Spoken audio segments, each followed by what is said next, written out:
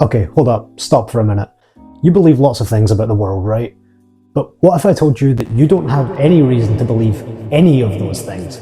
In fact, you can't even confidently tell me that a kettle will boil water when it's turned on, or that the sun will even bother showing up tomorrow. So today I'm going to tell you of a Scotsman like myself who was barred from the most prestigious universities and destroyed reality along with him because he refused to bend the knee. Hey everyone, welcome back to On the Margin, the channel where I read 1000-page books so you guys don't have to. So everyone at one point has had that existential feeling just smack them across the face like a tidal wave. So we talked in the last video about Descartes, and as far as these existential questions go, we're really not in too great of a state. But we're going to talk about a guy called David Hume today who came along and he just made everything so much worse. So David Hume was a Scotsman from the 18th century, and he was quite a calm guy. He was pretty well known for being respectable, which is really interesting for a guy who set out to destroy reality before breakfast. His first publication was a very influential book now called The Treatise of Human Nature, but when it was first released it wasn't really that well read at all. In fact, he describes it himself as it falling dead born to the press. However, his next publication that was released is something called An Inquiry Concerning Human Understanding, and this would cause so much upheaval in the academic world that he was blacklisted from several universities,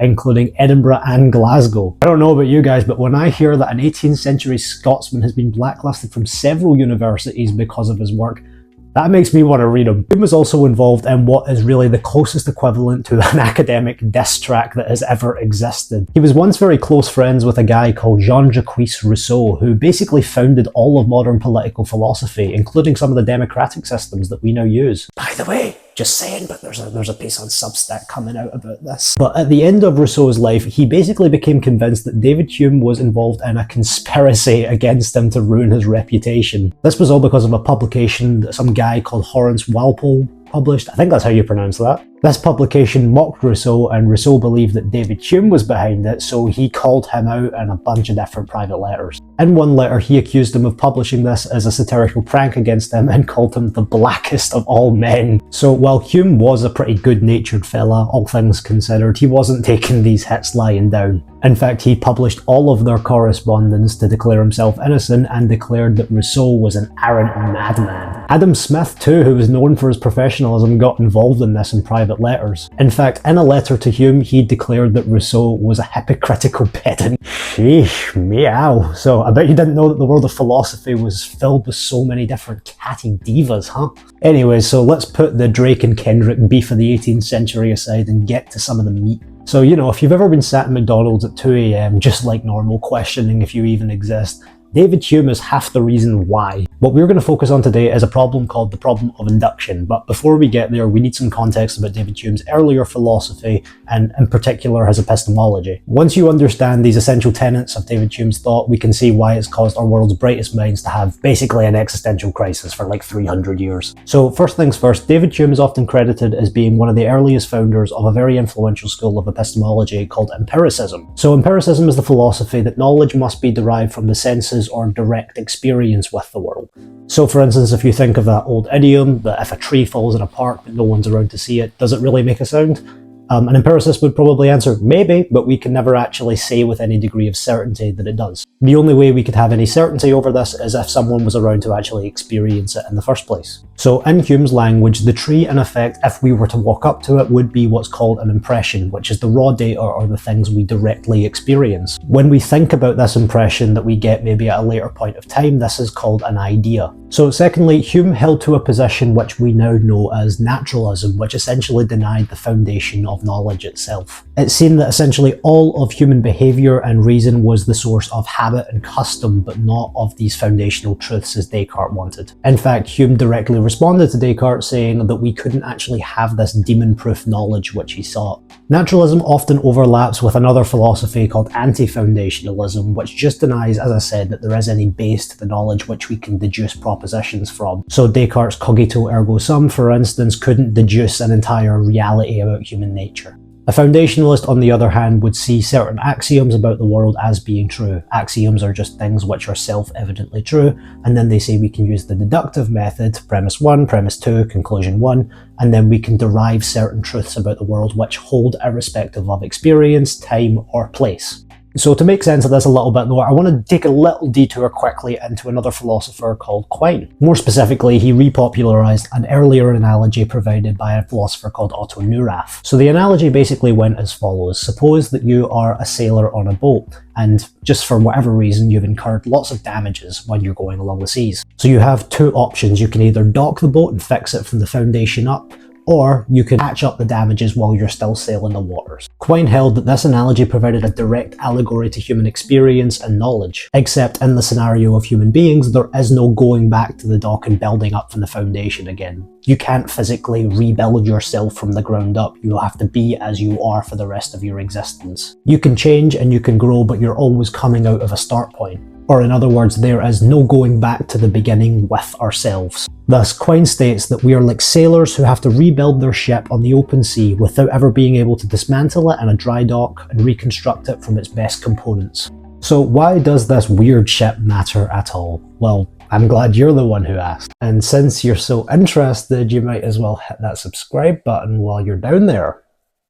So Neurath's boat matters because it anchors Hume's philosophy in its very foundational premise that we have to start from experience. We have certain impressions about the world which we can gather from our senses and our perceptions, and that bundle makes up who we are. In fact, something very important is that we can actually perceive relations of space and time just by looking around. I know dimensions by just looking around. I know the fact that I exist in space, and I know the fact that things happen sequentially over time. It doesn't require any inference on my part. Rather, it just requires that I look about. Yet, at the same time, we know lots of things that we can't directly see either, and this is what's called an inference. So, for instance, if I meet you in the city for a coffee, but you've come from your house and I've come from my own house, then I have to infer in some way that you've made your way from a different spatial location to another one, even though I've never seen it. I have to infer it. But this is the really crucial point. It's this inference that causes all of these issues. It sounds simple enough. But is it? Basically, on this point, David Hume does what I can only really describe as dropping a philosophical atom bomb. So remember 2 minutes ago or so when we talked about the idea of empiricism? Or I really hope that was 2 minutes ago, or this video is going to be very long. For Hume, there is nothing about the idea of something which necessarily leads to another. So for instance, if I stub my toe, which is horrible, there's nothing about that that implies I have to then go hopping about and cursing my entire existence. This is just a rational inference that we make from patterns, the fact that I usually stub my toe and then swear for about 15 minutes.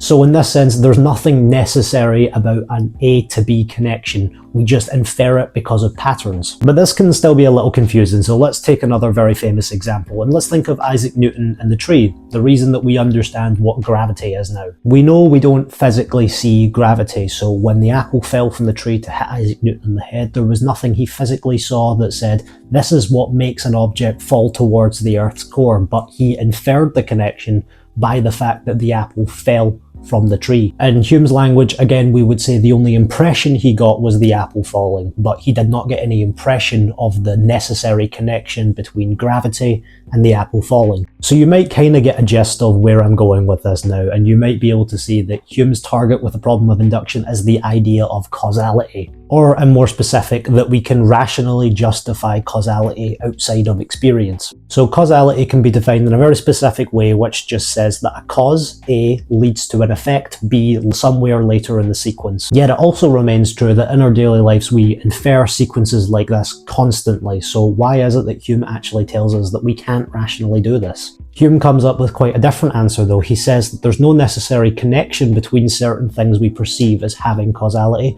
but rather it's because we see a repeated pattern of these objects being in conjunction with one another. So to bring my stubbing toe back example, I usually stub my toe and then swear for 15 minutes. There's no necessary connection in the rational sense of things, but it's pretty often that I do this when I stub my toe, so we infer a connection between the two, and we say these things must be related. Yet even when we see things that are usually related, this doesn't always necessarily mean that they imply causality. You know, there's always that one really annoying guy in statistics class that says, well, actually, correlation doesn't imply causation. But annoying as he is right, and this is actually a very important point that plagues philosophers. For instance, let's take a contrast. If the apple falls towards the core of the Earth, we may infer gravity, and we may say there's a rational causal connection between the two. However, if two clocks strike at exactly the same hour, we can't necessarily say that one clock caused the other to strike. That wouldn't be a rational inference. So we can clearly see that two things which are somewhat conjoined or happen at the same time or appear related to one another don't always have a rational causality to them. But if all of our A to B connections, if all of our causal connections are justified on the basis of a rational inference, then how do we distinguish between these two?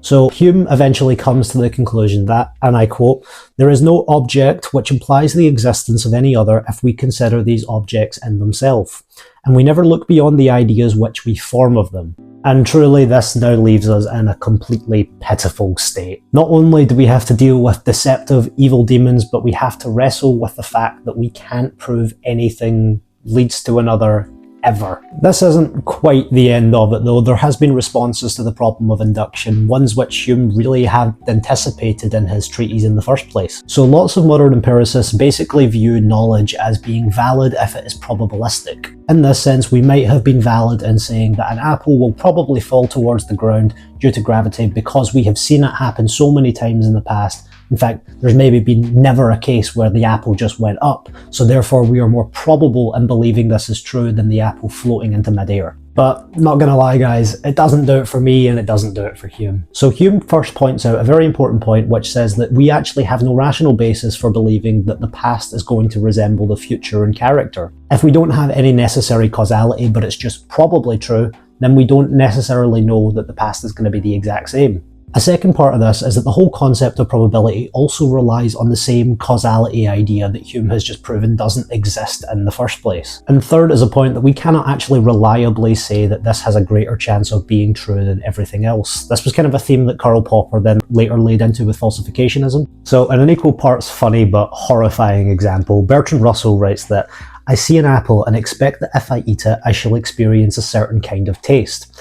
According to Hume, there is no reason why I should experience this kind of taste. The law of habit explains the existence of my expectation but does not justify it. But the law of habit is itself a causal law. Therefore, if we take Hume seriously, we must say, although in the past the sight of an apple has been conjoined with the expectation of a certain kind of taste, there is no reason why it should continue to be so conjoined. Perhaps the next time I see an apple, I shall expect it to taste like roast beef.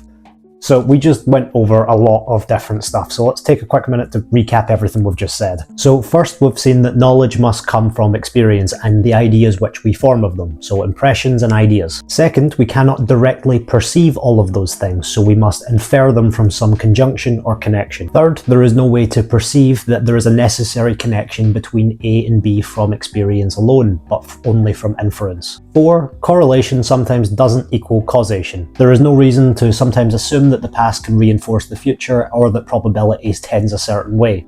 And 5th, most conclusively, there is no real way to say that A effectively leads to B in a rational manner except really just through vibes, or in more formal language, through custom and habit. So something you may have noticed in going through this list is that if we take Hume seriously and to his absolute conclusion and live our life in the manner that he prescribes, we effectively can't live at all. So even if we can't justify the fact that when we kick a football a certain way it'll go a certain direction, or that when we turn a kettle on it'll boil, we still have to live assuming that all of these things are true. And Hume quite agrees with this. While Descartes had a very delicate and sensitive chain of reasoning that had to justify things from necessary truths to be absolutely clear and distinct, Hume was a little less intense. In fact, Hume disagreed with foundationalism for almost precisely the same sort of reason that Quine did, that it was impossible to obtain this sort of demon-proof knowledge which can be rebuilt from the very foundations up. Hence, in his treatise, Hume brings his concluding point that the sceptic still continues to reason and believe even though he asserts that he cannot defend his reason by reason. And by the same rule he must assent to the principle concerning the existence of body, though he cannot pretend by any arguments of philosophy to maintain its veracity. We may well ask what causes us to believe in the existence of a body, but 'tis vain to ask whether there be a body or not.